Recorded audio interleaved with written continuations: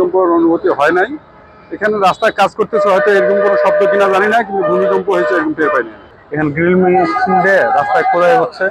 এখানে মাঝে মধ্যে এই খোদাইয়ের কারণে কিছু ভাইব্রেশন হয় আর কি রাস্তায়, এই জন্য এটাই দেখছি, তাছাড়া ভূমিকম্পের কোনো আলামত পাইনি। এটা 3 কত জানি হয়েছে, কিন্তু এটা তেমন একটা মানে বোঝা গেছে না, হালকার মধ্যে একটা হয়ে গেছে। কিন্তু এটা আমরা একটা আতঙ্কের মধ্যে আছি যে গতকাল 10টা 38-এ একটা 5.7 একটা ভূমিকম্প হয়েছে। তখন আমি বাসায় ছিলাম, খুব মানে আতঙ্কিত। এবং এখানে মনে করেন আমরা যেখানে বসবাস করতেছি বাইপাল একটা শিল্পনগরী, সেই পরিপ্রেক্ষিতে এখানে খুব ঘনবসতি এবং শ্রমিক এলাকা।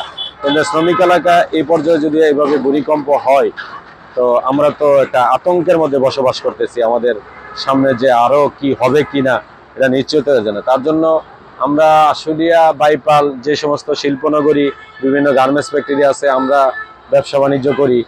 আমাদের ব্যবসা বাণিজ্য প্রতিষ্ঠানগুলি এবং শিল্পনগরী ঘনবসিত, সেজন্য শ্রমিকেরও একটা ইস্যু আছে যে তাদের এই সমস্ত দুর্ঘটনা ঘটলে তারা সুষ্ঠুভাবে সুন্দরভাবে তাদের নিরাপস্থানে যেতে পারবে কিনা, সেটাও কর্তৃপক্ষের দেখা উচিত।